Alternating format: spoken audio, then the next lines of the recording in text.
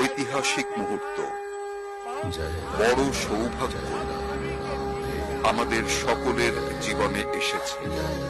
আমি 140 কোটি দেশবাসীকে হাত জোড় করে প্রার্থনা করছি, যাতে তারা 22শে জানুয়ারি যখন অযোধ্যায় প্রভু রাম বিরাজমান হবেন, নিজের বাড়িতেও তখন শ্রীরাম যদি জানান, দীপাবলি পালন করি।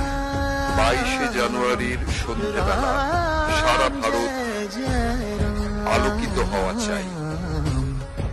সকলের ইচ্ছা 22শে জানুয়ারি আয়োজিত অনুষ্ঠানের সাক্ষী হওয়া। তারা নিজে অযোধ্যা আসবে, কিন্তু আমার অনুরোধ যে 22শে জানুয়ারি একবার বিধি অনুযায়ী